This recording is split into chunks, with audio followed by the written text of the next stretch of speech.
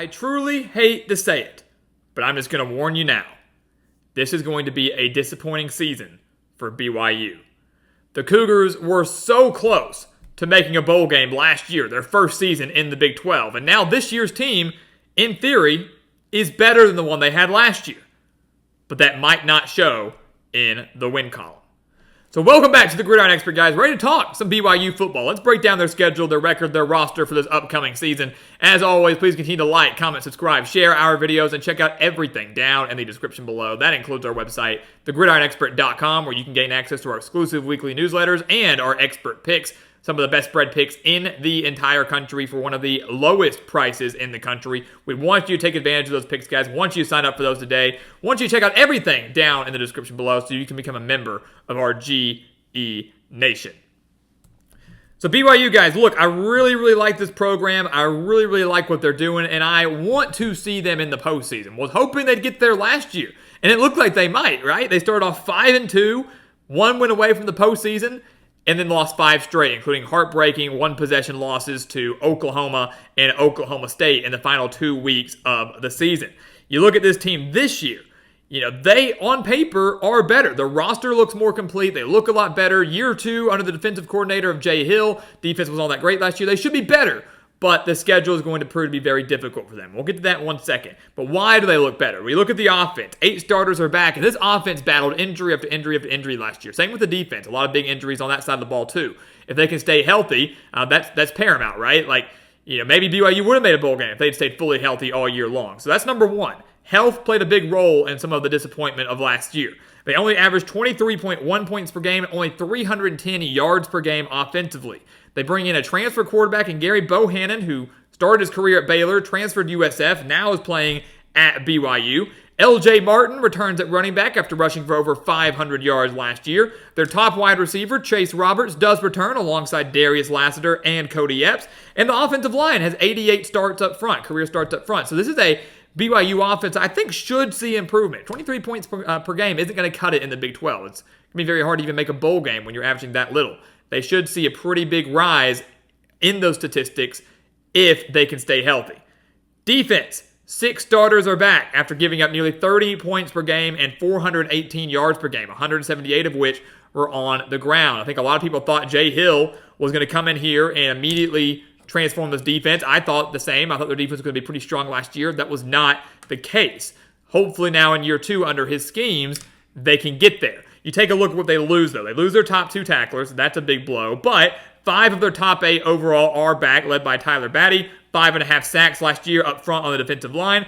Ben Bywater is back in the middle of that defense. That's a big get. That's one that guys aren't talking about enough. He was off to a very strong start, was leading the team in tackles last year when he went down with an injury. And that injury kept him out for the rest of the year. So getting him back in the middle of that defense is huge for BYU. Jacob Robinson, he's back in the secondary, a secondary that I think is pretty underrated. It could be stronger than people think. So again, the talent, I think, is there. They still got a lot of question marks. Can the offense take that big next step? Can the defense be better, especially in the front 7 and stopping the run? A lot of questions there. But the one thing that's going to plague BYU more than anything is the schedule. It is a brutal schedule. At SMU and at Wyoming in the non-conference, neither of those games are easy. Neither of those games are like chalked up as wins or anything like that. They've got to play the 3 best teams in the conference in Kansas State, Oklahoma State, and Utah. They've got a tough, long road trip at UCF, who could have one of the best offenses in this conference. And then, of course, all the other conference games in there are no slouch either. Kansas is going to be good. Arizona is going to be good. Baylor has improved drastically. It's just a tough schedule playing all the top dogs in this conference, and makes you think maybe BYU is another year or 2 away from finally reaching the point of making the postseason, being a true contender in the Big 12. But you break down it game by game, they're going to cruise past Southern Illinois. Great opportunity to get through with some of the new transfers. Gary Bohannon gets his feet wet, 1-0. Then SMU and Wyoming. I think they lose to SMU, but beat Wyoming. I think they lose. SMU, guys, is too good. A rematch of the 2022 New Mexico Bowl, which BYU won 24-23, but SMU loaded this year. They've got to make the trip down to Dallas. They've got Preston Stone and Jalen Knight and some of their top receivers coming back, and Rhett Lashley went out there and loaded up on transfers, both the offensive line and the defensive line. So SMU not going to be as small, I guess, as people think, and will be able to contend in the ACC and against some power opponents. BYU is a winnable game for them, and they will get the job done on their home turf. I'm not afraid that the Cougars offensively aren't going to have enough to keep up with the offense that Rhett Lashley is going to throw at them. So they lose to SMU but beat Wyoming. The key for Wyoming is stop the run. That's easier said than done because the Cougars couldn't do it last year. They were horrendous at stopping the run. But I don't have faith in Wyoming beating anybody solely through the air. Got a first-year head coach. They want to run the football. They're going to take a few more shots than they used to do under Craig Bowl, sure. But ultimately, Wyoming is a beatable team. I think this is a low-scoring game. The Cowboys always have a pretty stingy defense, but BYU is able to wear them down in the end and get a big, big road win to start 2-1, and they need that. Where's the quest to 6 wins? You got to find a path to 6 wins. To get there, you're going to have to take care of business in the non-conference. SMU's tougher. Lose that game, fine, but you've got to win your other 2 to get to 2-1. Then the conference play starts, and it's just brutal. I mean, it's really, really difficult. They start with Kansas State. That's going to be a loss. The Wildcats are one of the best teams in this conference. They were a true Big 12 title contender. They've got a great rushing attack, concern for BYU. Avery Johnson and DJ Giddens. I mean, this is a dangerous rushing team with a dangerous dual-threat quarterback. And 8 starters back on defense for Kansas State. A very stingy defense. It's going to be one of the best in the Big 12, no doubt about it. I think, honestly, the top 3 defensive teams in this conference are going to be, in no specific order, Utah, Kansas State, and Iowa State. So Kansas State's defense against a subpar BYU offense, that's not a recipe for a win. They drop that game. They go on the road to Baylor. A winnable game, sure, but the Bears, despite going 3-9 last year, reloaded big time through the portal. Dave Aranda said, we got to get a lot better. We had a 12-win season a few years ago and have been on the steady decline since. So he's revamped the coaching staff. He's revamped the roster. DeQuan Finn, one of the most experienced quarterbacks in the country, comes in from Toledo. All of their skill position players are back. They reloaded with tons of transfers defensively and do return, I think, their top 5 tacklers from last season. So that experience plus the transfers they bring in is going to make that defense a lot better. Baylor's issue last year was stopping the run. It was stopping the run. They couldn't win games because they allowed 185 rushing yards per game. If they bottle up the run and force Gary Bohannon, the former Baylor quarterback, making his return to Waco, force him to win the game through the air, the Bears will be just fine. I think that's exactly what they do. Dave Aranda, to me, owns the coaching edge in this game. Baylor owns home field advantage in this game. They own the offensive edge in this game, and the Bears will get the job done. Then they get their bye week. So 2-1 now drops to 2-3. They come out of the bye week, and I think they lose their next 3 games before their next bye. BYU fans, don't hate me.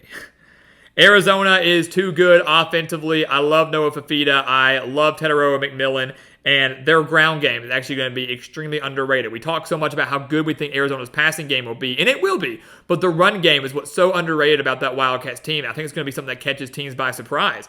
And again, if BYU hasn't shored up that front 7, hasn't shored up that rushing defense, Arizona might say, Fafita, take the day off. We're going to win this game on the ground. So Arizona, maybe not as good as people want them to be because of all the new changes, like Jed Fish leaving to go to Washington and bring in a new coach. They're still going to get the job done in Provo. They're going to lose to Oklahoma State. Last year, a wild game against the Cowboys. That's a game that I think people are going to look at and go, if BYU could nearly beat Oklahoma State in Stillwater last year, why can't they win now in Provo? And I'm going to tell you why. Obviously, BYU should have won probably last year. They were up 24-6 in that game, blew that 18-point lead. Game went into not 1, but 2 overtimes, and the Cowboys ended up winning 40-34. But you take a deeper dive there. BYU was outgained by 176 yards. 176 yards in that game. Oklahoma State had opportunities early in the game to, jump out to a large lead, almost put it away early.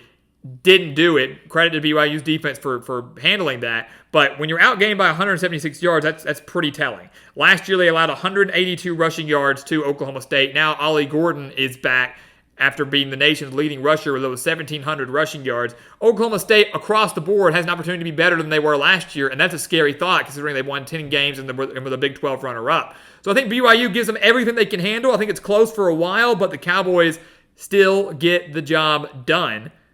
And then on the road at UCF, BYU cannot keep up with this team offensively. UCF has not one but 2 1,400-yard rushers on their roster. They've got KJ Jefferson, one of the best transfer quarterbacks in the country, the all-time leading passer from Arkansas, transferring to Orlando. It's at the Bounce House where UCF is 39-6 since 2017. BYU going to struggle against the Knights, and now they've lost 5 straight games. Coming out of the bye week, I think it's 6 straight games. They lose to Utah in the Holy War, the 102nd meeting in the Holy War, but BYU has lost 9 of the last 10 meetings. Remember earlier we said who are some of the best defenses in this conference? Utah is one of them, maybe arguably the best in the Big 12. The games in Salt Lake City, one of the most difficult places to play in the country. Yeah, the BYU faithful show up as the in-state rivalry game. It's going to be a fun one. And I love this game's a conference game now. The Holy War actually means more because it counts in the standings. But Utah gets bragging rights, winning 10 of the last 11 and winning the first game as conference members in the Big 12. Then they lose to Kansas. They lost to by 11 last year, 38-27, allowing 221 rushing yards. Problem with that, Jalen Daniels is back. Devin Neal is back. Their top 3 pass catchers are back. This offense for Kansas, way too good for BYU to handle, not just to keep up offensively, but to handle defensively as well. Because even if the secondary shuts down Jalen Daniels, Devin Neal's one of the best running backs in this conference. So look, I know BYU, you're livid with me, right? We've got you at 2-1, and now we had you lose like 7 straight games, so you're 2-8. I know. It's tough, man. It's tough. I don't think BYU has the talent, the depth, the ability to hang with some of the better teams in this conference. What I truly believe is a wide open conference. The offenses they're playing are way too good. The defenses they're playing are way too good. It's going to be a problem. As if it matters at this point, they're 2-8. They can't go bowling. It's obviously a pretty disappointing season as it is. They salvage their pride a little bit, and I think BYU wins their last 2 games. I think they beat Arizona State and Houston, who I think will be the worst teams in the Big 12 this year. Arizona State has major questions offensively. Their defense still has some issues. They've got a brutal schedule here. I think they're going to be beat down by November 23rd. I think it's close. This is a very winnable game for the Sun Devils to maybe get a conference win on their resume, especially with home field advantage. But I think BYU, across the board, is more talented in every aspect. The only thing they lack is home field advantage. They can overcome that. They beat Arizona State, and then on senior day in Provo, playing for pride, playing for their seniors, they do beat Houston, who's under a major rebuild under Willie Fritz. The Cougars allowed 424 yards per game last year. They lose 8 of their top 10 tacklers now. Really don't have much talent outside of their quarterback in Donovan Smith, and BYU can contain him, slow him down, and find a way to win this game. So we've got BYU finishing the year at 4-8. 2 conference wins. Counts for something, right? 2-7 in conference play. Not great. 1 game worse than they were last year, and that's why it's so frustrating. I think roster-wise, this team is better than they were last year. They've got a lot of talent, got a lot of quality transfers coming in. If they can stay healthy, I think this roster's better. But the schedule did them no favors. They're going to have to find some upsets to pull off. If you want BYU to go bowling, the most likely area where they can find 2 wins is the 3-game stretch against Baylor, Arizona, and Oklahoma State, and 2 of those are at home.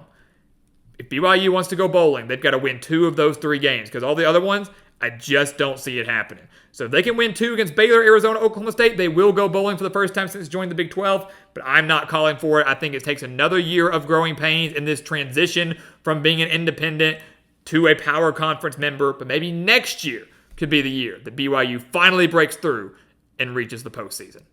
So guys, as always, thank you so much for watching us here at the Gridiron Expert on YouTube. Make sure to continue to like, comment, subscribe, share our videos, and of course, check out everything down in the description below. That includes our website, thegridironexpert.com, home to those expert picks, home to those exclusive newsletters. We want you to check those out. Sign up for all of those today to become a member of our GE Nation. And once again, as always, thank you so much for watching, and we'll see you next time right here on the Gridiron Expert. Yeah.